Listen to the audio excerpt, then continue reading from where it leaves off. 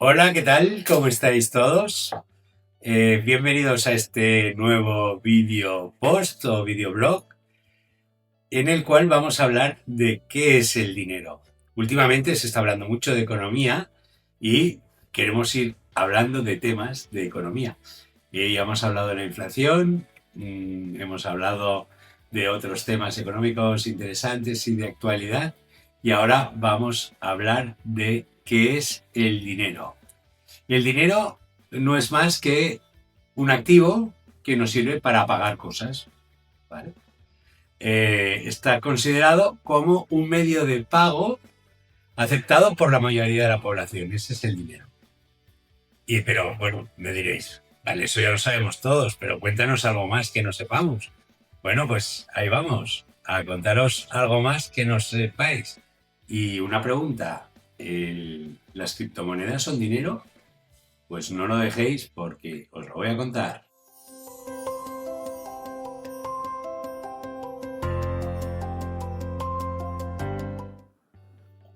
Aunque actualmente consideramos el dinero, las monedas y el papel de curso legal, los cheques también son dinero, las tarjetas de crédito también son dinero y las cuentas corrientes, las transferencias, pues también son dinero, no durante toda la historia ha sido así, ha ido cambiando a lo largo del tiempo, ha ido evolucionando lo que es el dinero. Y siempre el dinero se ha ido adaptando a las necesidades que ha tenido la sociedad y que ha tenido la economía de la sociedad. Sea como sea, el dinero apareció para solucionar un problema muy grave, que era el problema del trueque. En las sociedades neolíticas, la gente lo que hacía era intercambiar bienes. Intercambiaba bienes o servicios. Intercambiaba manzanas por ovejas, por ejemplo. Pero claro, si yo tenía manzanas y necesitaba una piel para abrigarme, y lo primero que tenía que hacer era encontrar a un cazador que además fuera curtidor, y eso es lo de menos, porque lo podría encontrar, pero que quisiera manzanas. A lo mejor no quería manzanas, a lo mejor el cazador lo que quería era ovejas, o el de las ovejas no quería el traje de piel. Entonces, ¿qué pasaba? Que era un follón impresionante. Entonces empezaron a aparecer medios de pago. No vamos, como este post no es para hablar de toda la historia del dinero, que podemos hacer otro post sobre eso. Lo que sí podemos decir es que, por ejemplo, la sal o cierto tipo de conchas se utilizaron como dinero y de esta forma homogeneizaban los pagos. Y ya empezaba a ser una especie de dinero. La sal, por ejemplo, en Roma se utilizaba para pagar a los soldados y para pagar a los funcionarios. Y de ahí viene la palabra salario. O sea, fijaros que hoy en día estamos utilizando palabras que se utilizaban hace tiempo ya para describir lo que era el dinero. Bien, y luego empezó a aparecer el papel moneda. El papel moneda apareció en China en el siglo VIII y no llegó a Occidente hasta el siglo XVIII, que lo trajo Marco Polo. No era el papel moneda como lo conocemos ahora, que era totalmente aceptado por todo el mundo, sino que eran como una especie de pagarés para poder transportar el valor dentro de un papel que daba fe. Ahí aparecieron, pues también aparecieron los Medici, por ejemplo, que fueron los primeros banqueros, más o menos como los banqueros actuales, que estuvieron 100 años dominando todas las finanzas europeas. Y bueno, aparecieron también las monedas, que normalmente eran de oro y de plata.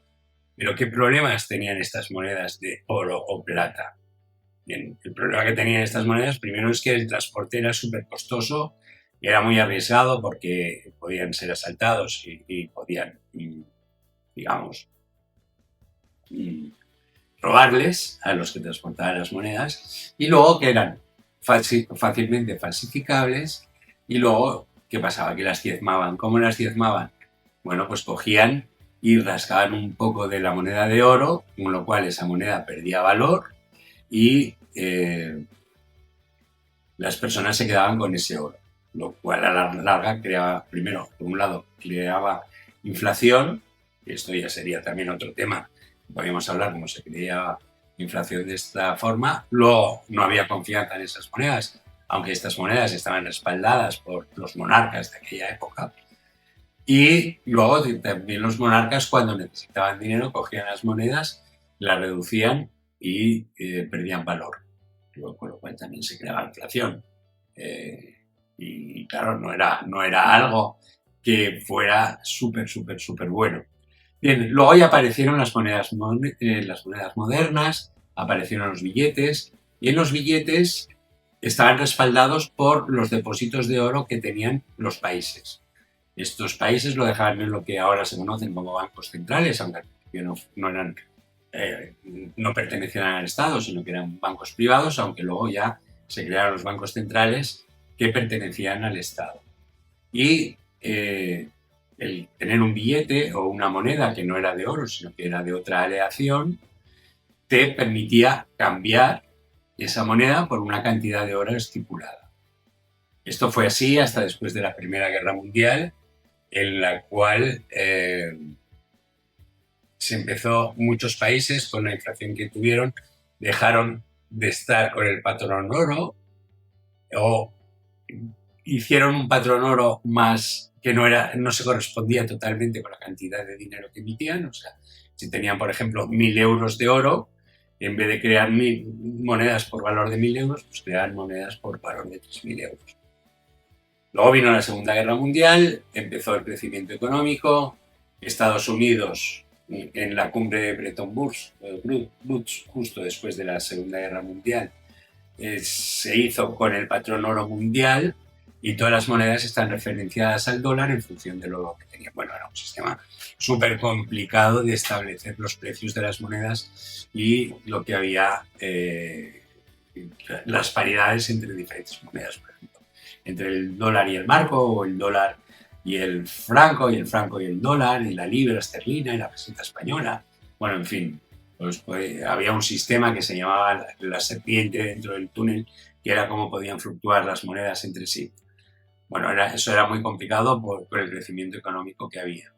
Entonces ya en 1971 el presidente Nixon, antes del Watergate, lo que hizo es desligar el dólar del patrón oro y pasamos de tener unas monedas, un dinero que se llamaba fiduciario. Fiduciario significa que estaba respaldado por un bien, por un activo como era el oro, a ser simplemente una garantía que prestaba el Estado a las monedas. A esto se le llama dinero fiat, que no tiene nada que ver con la marca de coches Fiat. Y bueno, ya llegamos a la actualidad. En la actualidad tenemos una serie de monedas que son las monedas más fuertes, como puede ser el dólar, como puede ser el euro, como puede ser el yuan, o como puede ser el yen, o como puede ser el dólar canadiense. Y todas estas monedas están respaldadas por los bancos centrales, pero no están respaldadas por el oro que está en estos bancos centrales, sino que están respaldadas porque los bancos centrales, apoyados por los estados, garantizan que esas monedas cumplen una serie de requisitos para que se puedan considerar monedas. Entonces vamos a ver los 5 requisitos o las 5 funciones que ha de tener un bien, que ha de tener un activo para poder ser considerado moneda. Y aquí veremos a ver si, por ejemplo, el Bitcoin podemos considerarlo una moneda, aunque sea una criptomoneda. De todas formas, en el próximo videoblog vamos a hablar de las criptomonedas y si los podemos considerar dinero. Entonces, en primer lugar, el dinero debe ser un medio de pago aceptado por todo el mundo. Esto es lo primero. En segundo lugar, ha de ser una unidad de cuenta. Quiere decir que el dinero homogeneiza el valor de las cosas. Por ejemplo, si yo voy a comprar un agua que vale 1 euro, lo puedo comparar con lo que vale un Ferrari. Aunque sean dos cosas diferentes, puedo saber el valor de cada una de las cosas y puedo hacer comparación entre las cosas. Entonces, es una unidad de cuenta. Yo puedo contar mis bienes a través de su valor monetario. Por ejemplo, una casa puede valer 100.000 euros y entonces quiere decir que yo tengo una riqueza de 100.000 euros, pero una casa no lo podemos utilizar como una moneda, ¿vale? Debe ser un depósito de valor. Entonces, el dinero, aunque ahora no esté respaldado por el oro, es un depósito de valor. Eso significa que yo puedo guardar dinero para el día de mañana intercambiarlo por bienes, o sea, comprar, o bien invertir, o bien dejárselo a alguien, ¿vale? Tiene un depósito de valor. Y debe ser, evidentemente, un medio de intercambio. Yo puedo saldar una deuda con dinero, o puedo pagar Hacienda con dinero, o puedo comprar un croissant con dinero. Y por cierto, hay un libro muy bueno que es lo mejor que le puede pasar a un croissant, y os lo recomiendo, es muy divertido. Y finalmente, el dinero debe estar legalmente respaldado. Si no está legalmente respaldado, podría suceder que nosotros fuéramos a pagar con algo, con euros, por ejemplo, o con pesos colombianos o con dólares, y no nos lo aceptarán. Esto no puede ser. O sea, tiene que ser un medio de pago legalmente también aceptado. Por ejemplo, el brillante cumple algunas características de esto que hemos hablado, pero no está legalmente respaldada como el dinero, ni es una unidad de cuenta porque no homogeniza precios, no homogeniza valores. Por lo tanto, un brillante, aunque sí que tiene mucho valor, no lo podemos considerar como dinero. Como os he dicho al principio del vídeo, ¿el Bitcoin es dinero? Bueno, en principio si hemos visto las características que debe cumplir, los requisitos que debe cumplir una moneda para ser dinero, vemos que no es dinero. Podemos decir que es cuasi dinero. Bien, en primer lugar, ¿es un medio de pago generalmente aceptado? No, tú no puedes ir a una tienda y pagar en bitcoins, no puedes ir a comprar el pan y pagar en bitcoins. Y en segundo lugar, bueno, no puedes pagarlo porque se requiere para transformar los bitcoins en dinero, tener un wallet, se escribe con W, que te transfiere ese dinero a una cuenta, esa cuenta hay un cambio que dependerá de la cotización de bitcoin en ese día, etcétera, etcétera. Entonces, ¿es una unidad de cuenta?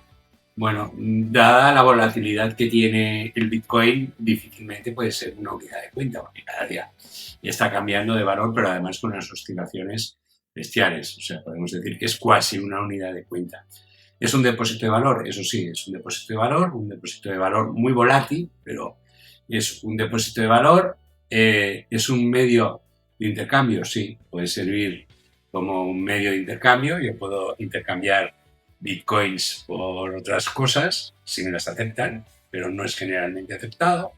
Por lo tanto, será un pseudo medio de intercambio y está legalmente respaldado, pues a día de hoy no, aunque ya la Unión Europea se ha puesto manos a la obra para legalizar el tema de los bitcoins y las criptomonedas. Bueno, pues hasta aquí este primer tema sobre el dinero, que seguiremos desarrollándolo. Y hasta la próxima, espero que os haya gustado y si os ha gustado le dais un like. Un abrazo, chao.